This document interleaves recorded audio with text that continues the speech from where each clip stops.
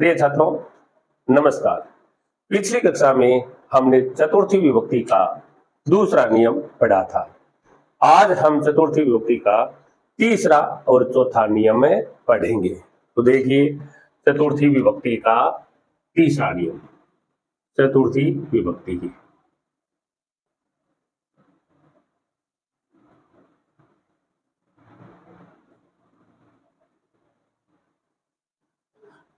नियम नंबर 3।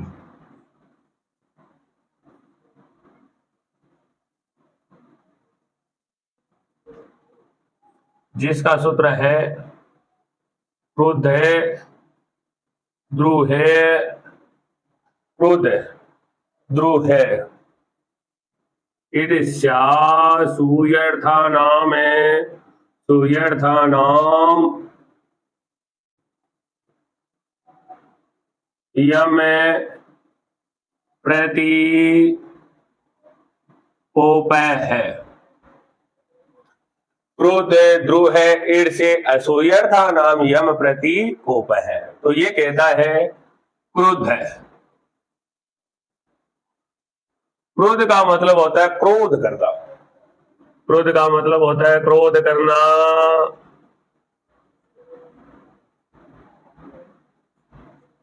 ध्रुव है, ध्रुव है का मतलब होता है द्रोह है करना। ईर्ष्या, ईर्ष्या का मतलब होता है ईर्ष्या करना।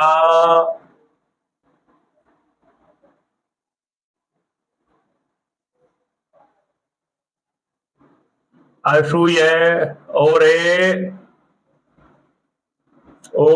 असूय, असूय का मतलब होता है निंदा करना,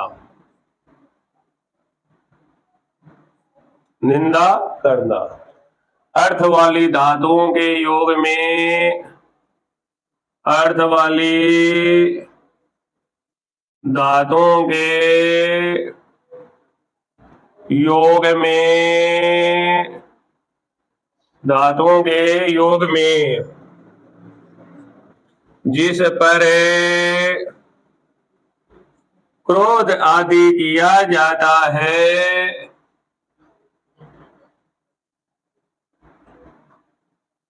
क्रोध आदि किया जाता है, उसकी संप्रदान संज्ञा होती है, उसकी संप्रदान संज्ञा होती है। और संप्रदान में, और संप्रदान में चतुर्थी विभक्ति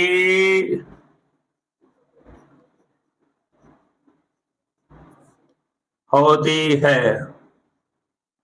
और संप्रदान में चतुर्थी, और संप्रदान में चतुर्थी विभक्ति होती है।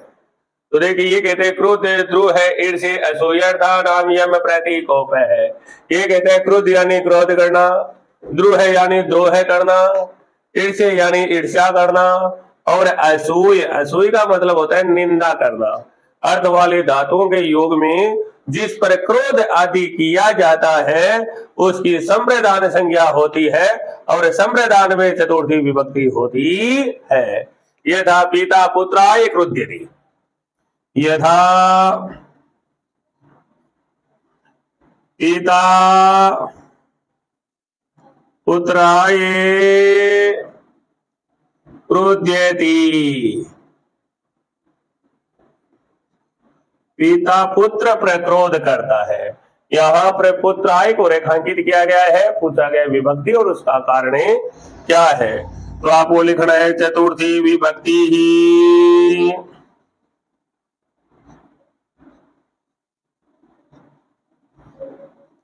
और इसका कारण है। सूत्र लिखना चाहो तो सूत्र लिख देना, क्रोध ध्रुव है, सूर्यर्था नाम यम प्रति कोप है, इति सूत्र है। अगर ऐसा नहीं लिखना चाहते तो आप लिख सकते हैं क्रुद्ध धातु हो योगे। चतुर्थी विभक्ति ही क्रुद्ध है धातु हो योगी। धातु हो योगी भी कर सकते हैं और धातोर योगी भी कर सकते हैं। इसी प्रकार आगे दिया गया है ध्रुव है धातु है। इंक्र है नृपाय, ध्रुव है यदि। इंक्र है नृपाय,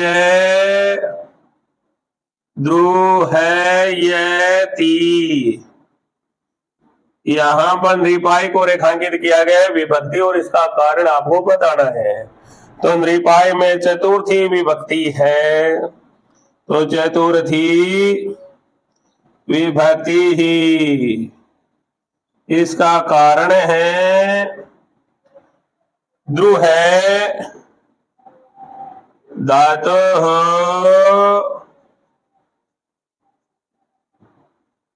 योगे। ध्रुव है धातु हो योगे। इसके बाद में ध्रुव है हो गया, इसके बाद में ईर्ष्य। ईर्ष्य का मतलब होता है ईर्ष्या करना। तो दुर्जन है सजनाय ईर्ष्य, दुर्जन है सजनाय ईर्ष्यति। तो सजनाय को रेखांकित किया गया है, पूछा गया है विभक्ति और इसका कारण क्या है।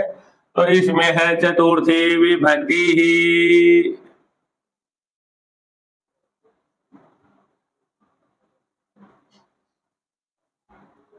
और इसका कारण है ईर्ष्य धातु हो योगी।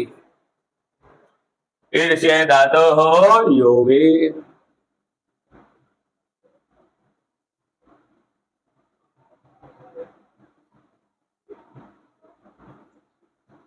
इसके बाद में चौथी है असूय। असूय का मतलब होता है निंदा करना। तो सुरेश है महेशाय असूयति। सुरेश है महेशाय असूयति। सुरेश है वो महेश की निंदा करता है। तो इसमें बताना है विभक्ति, इसमें चतुर्थी विभक्ति है, कारण है इसका। सूत्र लिखना चाहे तो सूत्र लिख सकते हैं क्रोध है, ध्रुव है, ईर्ष्य असूयर्तानाम यम प्रतीकोप है। अगर ऐसा नहीं लिखना चाहते तो आप लिख सकते हैं असूय धातु हो योगी। असूय धातु हो योगी। इसके बाद में हम पढ़ेंगे नियम नंबर 4, जिसका सूत्र है सप्रिय दीक्षित है। ये कहते हैं सप्रिय धातु के योग में जो ईप्सित अर्थात इच्छित होता है उसकी संप्रदान संज्ञा होती है और संप्रदान में चतुर्थी विभक्ति होती है। तो अब है नियम नंबर 4। नियम नंबर 4 सूत्र इसका सप्रिय दीक्षित है।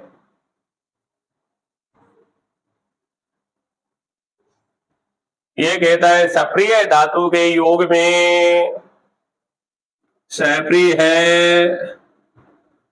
सप्रिय का मतलब होता है इच्छा करना।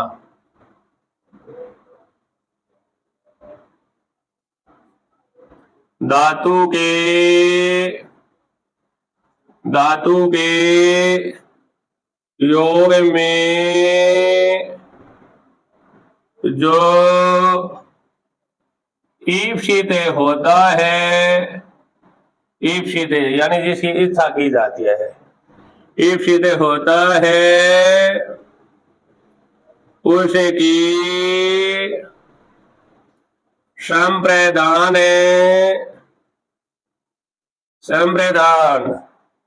संज्ञा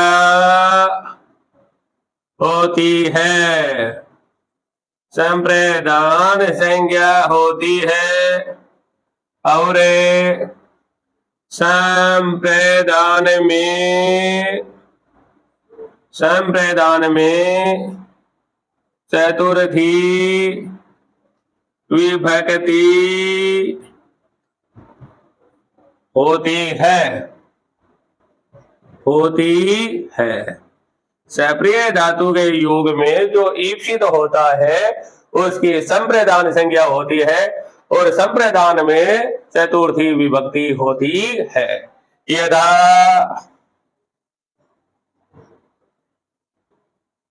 बालकः पुष्पाय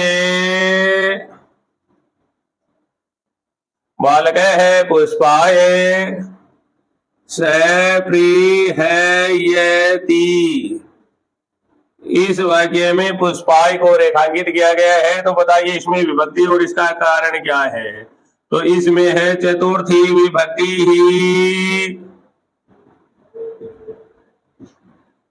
और इसका कारण है सूत्र लिख सकते हैं आप, सप्रीहेरीप्सितः इति सूत्रेण। सप्रीहेरीप्सितः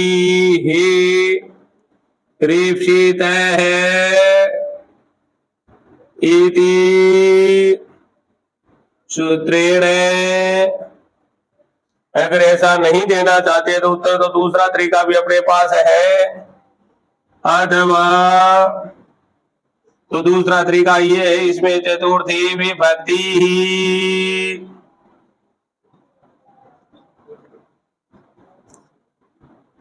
सप्रिय है धातु हो योगे, सप्रिय है धातु हो योगे भी कर सकते हैं। रुत्व विसर्ग संधि करेंगे तो धातु और योगे बन जाएगा।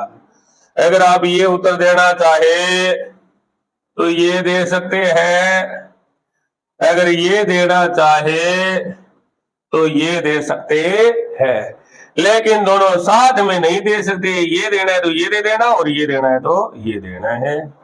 इसके साथ में ही चतुर्थी विभक्ति के नियम नंबर 3 और 4 है वो कंप्लीट हो गए हैं, और अगली कक्षा में हम नियम नंबर 5वां पढ़ेंगे।